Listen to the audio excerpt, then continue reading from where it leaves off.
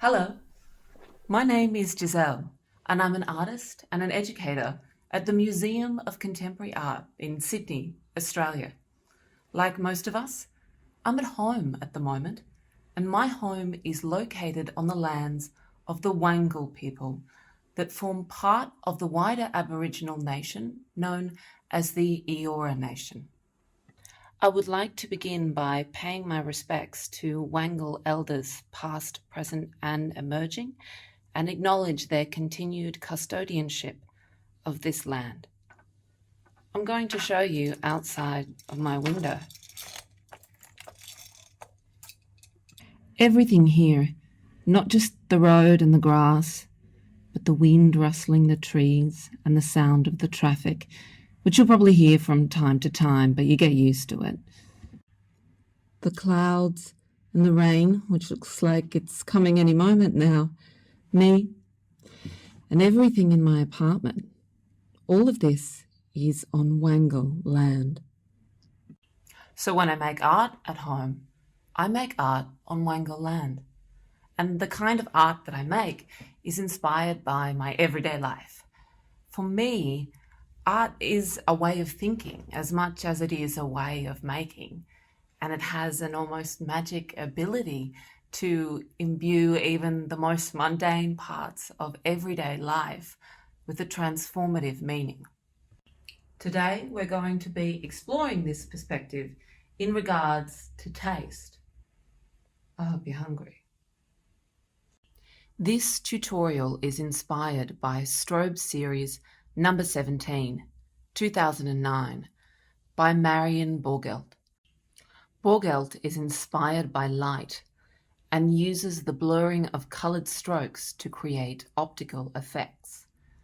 You can't tell on the screen, but this work is very large, 185 centimetres by 280 centimetres, so it's almost 3 metres long. She says her works affect your peripheral vision and change the energy in the room. I'm sure it would, but I don't think that I can work at that scale in my tiny little apartment. But what I especially love about this work is the way that the colours bleed in the long smeared lines across the canvas. Borgelt says that these jarring and unusual colours are a new way of bringing life into my work, getting it to radiate and become active on an optical level.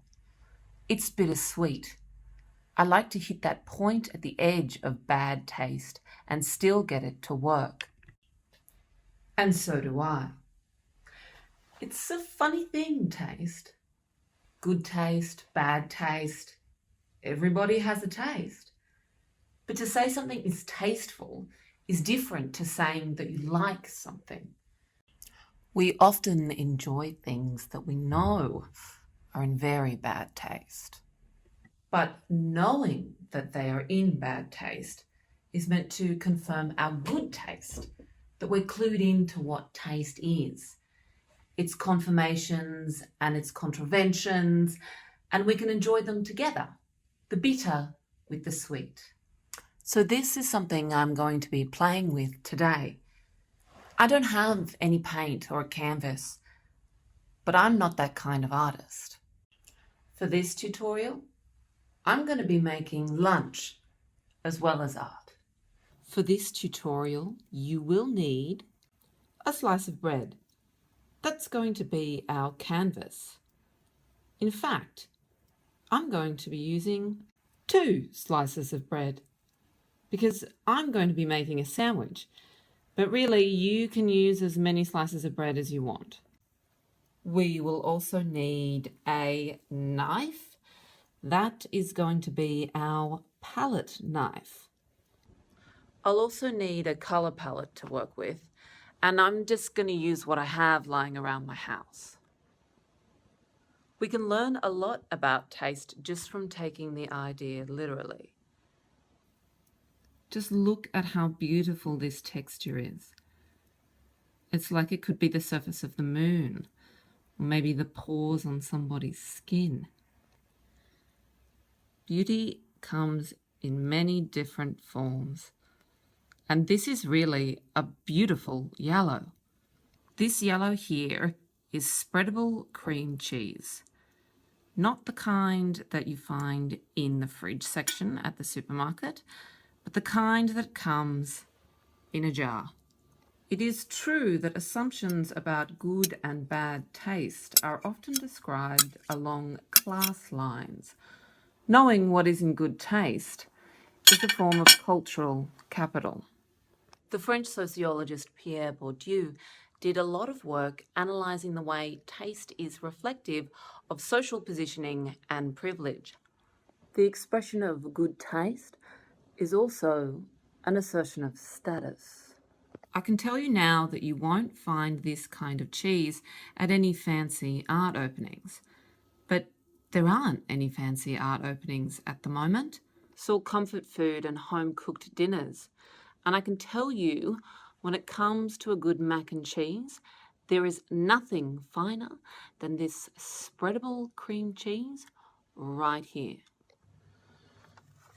What else have I got? This poor fruit has become its own touchstone of debate around class and taste, and what is or isn't appropriate for people of certain class brackets to consume. You might be aware of the stereotype of the avocado-loving millennial. It's a stereotype that's been roaming around for a few years now and frames millennials as having bourgeois consumption habits above their income brackets. A taste for so many nice things that really we cannot afford. As such, the structural problems that plague my generation are composed as ones of individual taste, for which the individual is responsible. This is a great scapegoat for a well-documented and irrefutable generational economic inequality that is only getting worse in the time of COVID. In case you can't tell, I am a millennial, and I sure do love me some avocado, when I can afford it, that is. I'll give you one guess what this is. That's right, and I have over half a kilogram of this. Vegemite is a very curious thing when it comes to taste. Notoriously divisive, Vegemite is illustrative of the extent to which our tastes are shaped by the cultural environments in which we grow up. It does have a very distinct flavour. It's unusual, it's different, and this difference has imbued the spread with a kind of nationalist symbology. It is what we call an acquired taste, and I love it. How do you think my cheeks get so rosy? You'll never guess what this one is. It's chutney. Chutney is originally part of Indian cuisine, but this is English-style chutney with an apple kind of flavour. So the English took chutney, a taste for chutney, along with the lands and the lives of many people through colonisation. Chutney is especially popular in the Caribbean, where many Indians went as indentured labourers. Chutney might be on the sweet side, but it has a history of unimaginable suffering. When I was little, my grandmother used to make us cheese and chutney sandwiches, and she's given me a taste for it. And together, they do taste amazing. What a frightful semiotic mix, though. Nationalism and colonisation. Now that we have reflected on the relations between taste and power, we can actually start making our sandwiches. I'm sorry that it's taken me so long, but good art takes time. Instead of spreading any of these flavours all over the surface of the bread, like you might normally do with, say, butter or honey, we're going to take our palette knife And we're just going to dab. Actually, no, we are going to dollop. Dollop a generous amount of spread using your palette knife. Make sure you place your spreads on the side of the bread. Line them up nice and close. You can use different amounts of each and consider the ways the colours as well as the flavours might go together. I need more cream cheese. Just a touch more yellow at the top and down here at the bottom. Now we're going to take the palette knife at the edge and we're going to smear it across to create the strobe effect of the painting.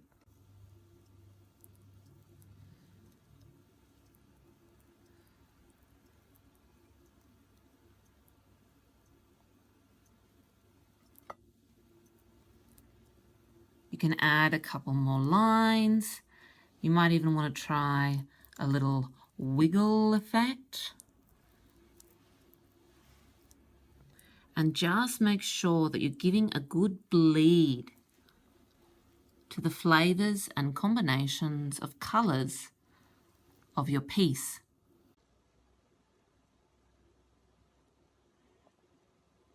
You can make any final adjustments and voila! Done! Look, I have to say, I'm actually not that experienced with cooking, and maybe I could have done with a little bit more good taste and a little bit less bad taste. But you can see the compositional elements coming through, the bleed of the colours in a horizontal lineal piece. I wouldn't say that it is as accomplished as Strobe Series number 17, but I think, I got the jarring combination part down. But it isn't entirely ugly either. I like this part here where you can see that I've shredded into the bread the gestures of the hand of the artist. And art is about the process, not the product.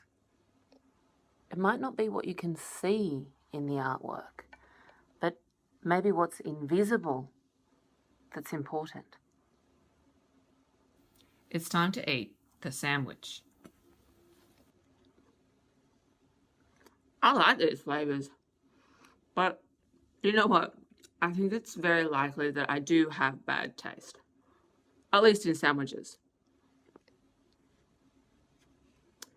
And if you do choose to do this at home, I would recommend that you take a moment to reflect upon your tastes and where they might come from.